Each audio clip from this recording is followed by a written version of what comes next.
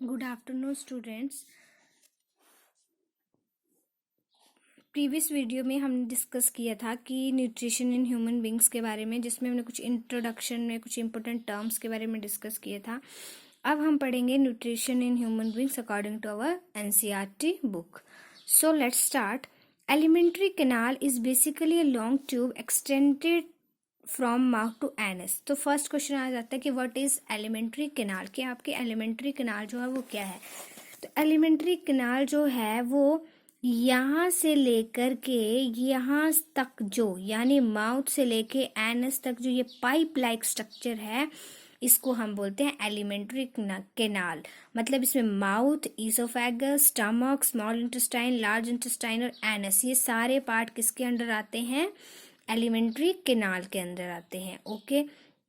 अब क्या है कि हमने प्रीवियस वीडियो में डिस्कस किया था कि कार्बोहाइड्रेट की डाइजेशन जो माउथ में होगी, प्रोटीन की स्टमक में होगी, तो वो कैसे होगी, क्योंकि डिफरेंट काइंड्स के एंजाइम्स प्रेजेंट होते हैं। और ये एंजाइम कैसे प्रेजेंट होते हैं कि हमारी जो माउथ, स्टमक है, इनमें डिफरेंट टाइप के ग्लैंड्स प्रेजेंट होते हैं और ये ग्लैंड्स डिफरेंट टाइप के एंजाइम क्रिएट्स करते हैं, जिससे आपकी जो है वो डाइजेशन होती है। फॉर एग्जांपल कि आपके जो माउथ है, फॉर एग्जांपल कि हम जो हैं वो वेरियस टाइप का फूड ईट करते हैं, अलग अलग टाइप का हम फूड खाते हैं। तो क्या होता है कि हमारा जो फूड है वो सेम डाइजेस्टिव ट्रैक से जा रहा है, whether we eat carbohydrate, protein और फैट्स, वो क्या जा रहे हैं, सेम आपका एक ही डाइजेस्टिव ट्रैक है, उससे होके जा रहे हैं। तो क्या होता है कि सबसे पहले होती है आपकी दो टाइप की डाइजेशन होती है। One is physical and second is chemical. Physical digestion क्या होगी, जो आपने फूड खाया उसको आपने दांतों के हेल्प से उसको क्या किया, चबा चबा के छोटे छोटे पार्टिकल्स में चेंज कर दिया, that is physical digestion. We can say that physical crush, that is not a digestion. वो डाइजेशन नहीं है, उसको हम कह सकते फिजिकल। आपने उसको जब क्रश कर दिया उसके बाद जो है वो आपकी वर्किंग जो है वो शुरू हो जाती है। कैसे? अब हमने प्रीवियस वीडियो में पढ़ा था कि जो आपके कार्बोहाइड्रेट्स, प्रोटीन एंड फैट्स हैं, उसमें ओनली कार्बोहाइड्रेट्स ही हैं जिनकी डाइजेशन कहाँ से शुरू हो जाती है, आपके माउथ से शुरू हो जाती है। ओके। तो ये हम कैसे डिस्कस करेंगे कि आपके जो है कि जब हम खाना खाते हैं तब आप क्या करते हो, आप फूड के साथ जो है उनको जो है वो क्रश करना स्टार्ट कर देते हो। तो हमारे मुंह में जैसे पानी पानी सा आ जाता है, तो ये पानी नहीं होता है, ये एक्चुअली स्लाइवा होता है हमारे मुंह में। ठीक है। जो स्लाइवा होता है that is secreted by the salivary glands. तो इन जो सैलिवरी ग्लैंड्स होती हैं उनसे जो है स्लाइवा सिक्रीट होता है, और इस स्लाइवा में जो है वो आपका एक एंजाइम प्रेजेंट होता है जिसको हम बोलते हैं स्लाइवरी अमाइलेज एंजाइम। ओके। कि आपका क्या है कि हमने क्या पढ़ा था कि डाइजेशन जो प्रोटीन है और फैट्स की, उनकी तो ओनली माउथ कार्बोहाइड्रेट्स की होती है। तो स्लाइवा जो है जब हम खाते हैं तो हमारे मुंह में थूक आता है, पानी आता है, तो वो क्या है, स्लाइवा है। और ये स्लाइवा किसने सिक्रीट किया? स्लाइवरी ग्लैंड्स ने, जो आपके माउथ के अंदर प्रेजेंट थी, और इन स्लाइवरी ग्लैंड्स ने सिक्रीट किया स्लाइवरी अमाइलेज को, जो एक एंजाइम है और जो कार्बोहाइड्रेट्स को किस में चेंज कर देता है, सिंपल शुगर में चेंज कर देता है। ओके। अब क्या हुआ कि अगर आपका कार्बोहाइड्रेट है उसकी डाइजेशन जो है वो वहाँ पे शुरू हो गई। अब है कि इफ अब क्या है, अगर ये जो है वो एब्जॉर्ब नहीं हुआ, फॉर एग्जांपल कि ये प्रोटीन होगा और अगर ये यहाँ पे एब्जॉर्ब नहीं हुआ, तब क्या होता है कि इसको जो है वो स्मॉल स्मॉल पार्टिकल्स में तो हमारे टीथ ने क्या कर दिया है, डिवाइड कर दिया है। और उसके बाद जो क्या होता है कि एंजाइम्स हमने पढ़ लिए कि स्लाइवरी अमाइलेज, उसमें एक एंजाइम होता है जो उसको कॉम्प्लेक्स मॉलिक्यूल को शुगर में चेंज कर देता है।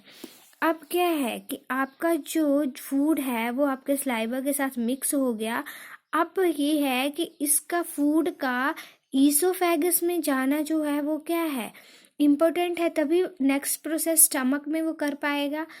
फूड कहाँ से, माउथ में ईसोफेगस तक तो पहुंचनी चाहिए। अब आप एक बार फूड खा लेते हो तो आप तो कोई कुछ नहीं करते, फूड आपका खुद ही जो है वो आपका पचता है, आपको डाइजेशन होती है, तो कैसे होता है कि आपकी जो लाइनिंग होती है इस एलिमेंट्री कैनाल की, ये जो एलिमेंट्री कैनाल है इसकी जो लाइनिंग है वो रिदमिकली कंट्रैक्ट करती है और वो फूड जो है वो कहाँ पे चला जाता है, आपका स्टमक में चला जाता है। अब स्टमक में चला और ये जो आपकी मूवमेंट होती है इसको हम बोलते हैं पेरिस्टाल्टिक मूवमेंट। ठीक है, तो आपको क्वेश्चन आ सकता है कि व्हाट इज पेरिस्टाल्टिक मूवमेंट। तो you can say that the lining of canal has muscle that contract rhythmically in order to push the food forward. कि आपकी जो ये लाइनिंग है इसोफेगस की, ये रिदमिकली क्या करती रहती है, कॉन्ट्रैक्ट करती रहती है और आपका फूड जो है वो स्टमक तक जाता है, और इस मूवमेंट को हम बोलते हैं पेरिस्टाल्टिक मूवमेंट। ओके, अब क्या है कि अब आपका फूड जो है वो कहाँ पे पहुंच गया, इसोफेगस से पहुंच गया आपका स्टमक में। अब स्टमक में जो फूड ने एंटर कर लिया, तो ये जो है फूड जो है स्टमक में डाइजेशन होती है, तो स्टमक में एक ग्लैंड प्रेजेंट होती है जिसको हम बोलते हैं गैस्ट्रिक ग्लैंड। ओके, स्टमक में जो ग्लैंड प्रेजेंट होती है उसको कहते हैं हम गैस्ट्रिक ग्लैंड। अब गैस्ट्रिक ग्लैंड देखो, स्लाइवरी ग्लैंड जो हमने स्लाइवरी ग्लैंड पढ़ी उसमें तो हमने पढ़ा कि उसने एक अमाइल एंजाइम को सिक्रीट किया, उसका नाम था स्लाइवरी अमाइलेज, और उसने कार्बोहाइड्रेट को शुगर में चेंज कर दिया। अब जब आपका कौन सी पेरिस्टाल्टिक मूवमेंट हुई और वो जो खाना है आपका वो कहाँ पे पहुंच गया, स्टमक में पहुंच गया, तो स्टमक में जब खाना पहुंच गया तो वहाँ पे एक ग्लैंड प्रेजेंट है and the name of the gland is gastric gland. Okay, उस ग्लैंड का नाम है गैस्ट्रिक ग्लैंड। अब ये ग्लैंड जो है वो क्या क्या सिक्रीट करती है, HCl, म्यूकस एंड पेप्सिन। ठीक है, अब ये जो है वो क्या क्या सिक्रेट करेगी, HCl, म्यूकस एंड पेप्सिन। अब ये HCl, म्यूकस एंड पेप्सिन जो है वो इनके क्या क्या फंक्शन है ये हम देखेंगे। देखो इसमें लिखा है ना, गैस्ट्रिक ग्लैंड प्रेजेंट है आपके स्टमक में जो कि आपके हाइड्रोक्लोरिक एसिड, प्रोटीन और म्यूकस सिक्रीट करेगी। अब ये जो हाइड्रोक्लोरिक एसिड है, हम दोनों के अलग अलग फंक्शन पढ़ेंगे। अब ये जो है ये हाइड्रोक्लोरिक एसिड क्या करेगा, ये पेप्सिन आपका एंजाइम है। ओके, तो ये हाइड्रोक्लोरिक एसिड जो है, एसिड आपको पता है एसिडिक मीडियम बनाएगा, तो ये एसिडिक मीडियम बनाएगा ताकि ये जो पेप्सिन एंजाइम है ना, ये ओनली एसिडिक मीडियम में ही वर्क करता है। तो ये जो HCl है आपका, ये एसिडिक मीडियम बनाएगा ताकि ये पेप्सिन एंजाइम जो है उसमें वर्क कर सके, उसमें काम कर सके। तब ये क्या करेगा, HCl जो होगा उसने एसिडिक मीडियम बनाया, पेप्सिन ने जो है वो क्या कर दिया, अपना काम करना शुरू कर दिया। और हमने डिस्कस किया कि प्रोटीन की डाइजेशन कहाँ शुरू होती है, स्टमक में, तो उसने प्रोटीन को ब्रेक डाउन कर दिया, प्रोटीन को क्या कर दिया, तोड़ दिया, उसके जो है वो उसको सिंपलर फॉर्म में चेंज कर दिया, यानी अमाइनो एसिड में उसने उसको चेंज कर दिया। अब ये म्यूकस जो है ये केस में हेल्प करता है। ये जो आपका म्यूकस है, तब जब देखो एसिडिक मीडियम हो जाएगा तो हमें पता है कि acid are harmful to us, तो क्या होगा, जो आपका लाइनिंग होगी, स्टमक की लाइनिंग होगी, तो इस स्टमक की लाइनिंग में क्या होगा, ये हार्मफुल है। ठीक है, एसिड जो है वो हार्मफुल है, तो इस स्टमक की लाइनिंग को रप्चर कर सकता है या हमें कुछ हार्म कर सकता है।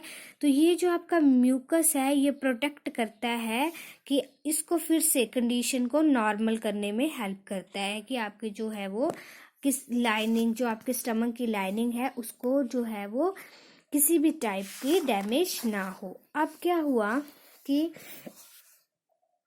अब जो है ये फूड जो है वो स्टमक में आ गया। अब हमने पढ़ा है कि स्टमक से फूड को कहाँ जाना है, स्मॉल इंटेस्टाइन में जाना है।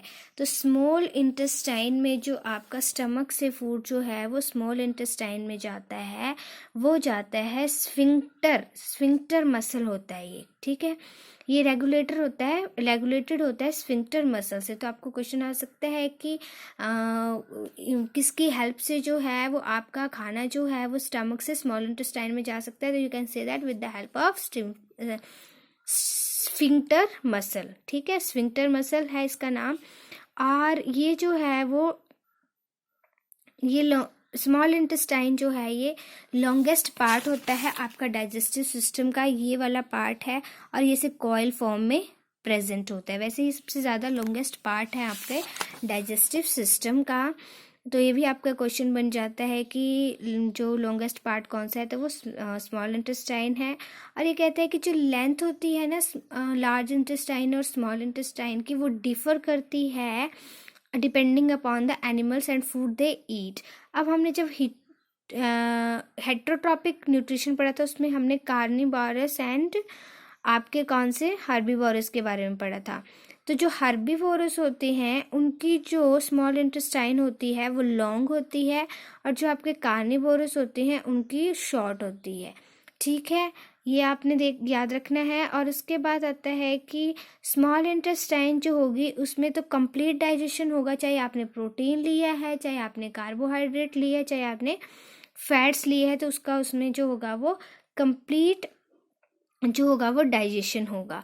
तो इसमें क्या आता है कि इसमें आपके जो लीवर है और जो आपका पेनक्रियास है, इनकी भी कुछ सिक्रीशन होती है। ये भी एक बेसिक काइंड के जूस क्रिएट करते हैं, जिसको इसकी डाइजेशन में ये हेल्प करते हैं। ठीक है, अब जो है कि फूड जो स्टमक से आया तो वहाँ पे मीडियम कैसा था, एसिडिक था। अब जो है वो इंटेस्टाइन को वर्क करने के लिए जो है वो मीडियम कैसा चाहिए, अल्केनाइन बेसिक मीडियम चाहिए।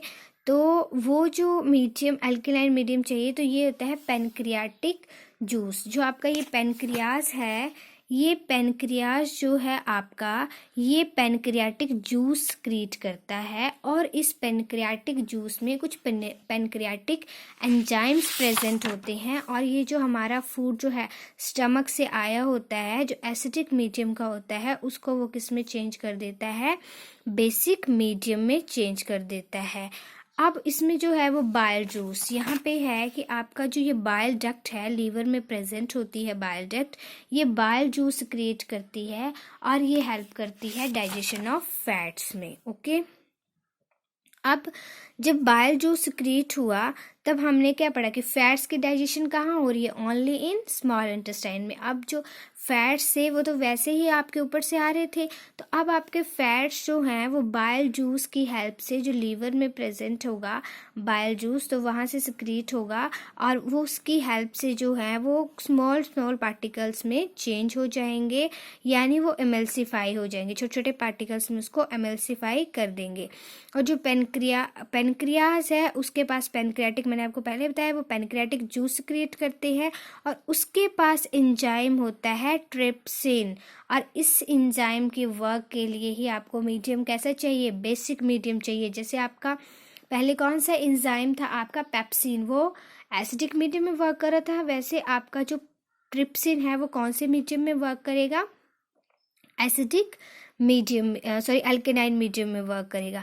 तो for digestion of protein trypsin enzyme आता है, और आपका एक लाइपेज एंजाइम आता है जो कि हमारे फैट्स के लिए, लाइपेज जो है फैट्स की डाइजेशन करेगा, और ट्रिप्सिन जो है वो किसकी डाइजेशन करेगा, आपकी प्रोटीन्स की डाइजेशन करेगा। अब है कि जो आपके वॉल्स होते हैं ना इंटेस्टाइन में इंटेस्टाइनल ग्लैंड्स प्रेजेंट होते हैं, और ये जो इंटेस्टाइनल ग्लैंड्स होते हैं ये इंटेस्टाइनल जूस सिक्रीट करते हैं, जो कि प्रोटीन को कन्वर्ट कर देते हैं अमाइनो एसिड में, कॉम्प्लेक्स कार्बोहाइड्रेट को चेंज करते हैं ग्लूकोज में, और फैट्स को चेंज कर देते हैं फैटी एसिड एंड ग्लिसरॉल में। ओके, एक बार मैं आपको फिर से क्लियर करवा देती हूँ कि आपका क्या हुआ, स्टमक से जब खाना आपका स्मॉल इंटेस्टाइन में पहुंचा तो वो कैसे पहुंचा, स्फिंक्टर मसल्स की हेल्प से पहुंचा, और वहाँ पे क्या था कि ऊपर से एसिडिक मीडियम में था, तो नीचे आके उसको कैसा मीडियम चाहिए, अल्कलाइन मीडियम चाहिए। तो अल्कलाइन मीडियम के लिए जो पेनक्रियाटिक आपका पेनक्रियास जो है उसमें पेनक्रियाटिक ग्लैंड्स होती हैं, और वो पेनक्रियाटिक जूस क्रिएट करती है, जो कि मीडियम को क्या बना देती हैं, अल्कलाइन बना देती हैं। और उसमें जो ट्रिप्सिन एंजाइम होता है वो हेल्प करता है डाइजेशन ऑफ प्रोटीन में, और लाइपेज एंजाइम जो होता है वो हेल्प करता है डाइजेशन ऑफ फैट्स में। उसके बाद वही कि कार्बोहाइड्रेट शुगर में चेंज हो गए, प्रोटीन अमाइनो एसिड में चेंज होगी, ग्लूकोज जो होगा वो फैटी एसिड एंड ग्लिसरॉल में चेंज हो गया। अब क्या होगा कि ये जो डाइजेस्टेड फूड है ये taken up by walls of intestine, ये जो है वो फूड जो है वो इंटेस्टाइन की वॉल में आ गया, and the inner lining of small intestine has numerous finger like projection is called villi, कि जैसे आपकी ये इंटेस्टाइन है तो इंटेस्टाइन में ऐसे ऐसे फिंगर लाइक प्रोजेक्शन प्रेजेंट होंगे, ये फिंगर लाइक प्रोजेक्शन प्रेजेंट होंगे, और इन फिंगर लाइक प्रोजेक्शन को हम बोलते हैं विलाय। तो ये फिंगर लाइक प्रोजेक्शन को हम क्या बोलेंगे, विलाय बोलेंगे। और ये क्या करेंगे, ये इंक्रीज करते हैं सरफेस एरिया फॉर एब्जॉर्प्शन के लिए। देखो जैसे ये आपकी ये लेयर होती, इसमें जो है वो आपका जो एक्स्ट्रा फूड जो था वो एब्जॉर्ब नहीं हो पाता। इसमें क्या है, जब इसका ऐसा स्ट्रक्चर हो गया तो इसमें क्या है, ज़्यादा एब्जॉर्प्शन हो पाएगी। अब क्या हुआ कि अब इन विलाय में, ये जो विलाय है अगर इसका इंडिविजुअल स्ट्रक्चर देखें तो ऐसा होगा, तो इसमें से आपके ब्लड कैपिलरी जो हैं वो प्रेजेंट होते हैं। अब जो भी उसने फूड को एब्जॉर्ब किया होता है उस फूड को वो क्या करते हैं, वो different part of body, blood capillaries की हेल्प से वो डिफरेंट पार्ट ऑफ बॉडी में जो है वो पहुंच जाता है, और ये क्या करता है, बिल्डिंग अप न्यू टिश्यू और रिपेयरिंग ऑफ न्यू टिश्यू में हेल्प करता है।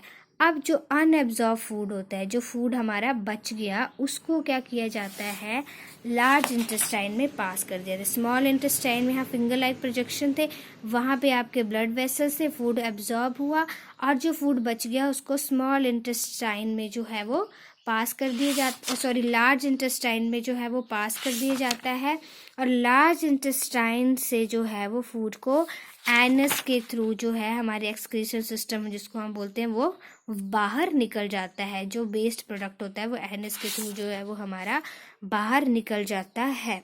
और ये जो एग्जिट, ये जो बाहर निकला, ये जो है वो रेगुलेटर होता है आपका एनल स्फिंक्टर से, कि इसमें एक एनल स्फिंक्टर प्रेजेंट होता है, वो भी उसको उसकी एग्जिट में जो है वो हमें हेल्प करता है। ओके, तो this is about the human digestive system, or in next video we will discuss about the dental caries. Thank you students.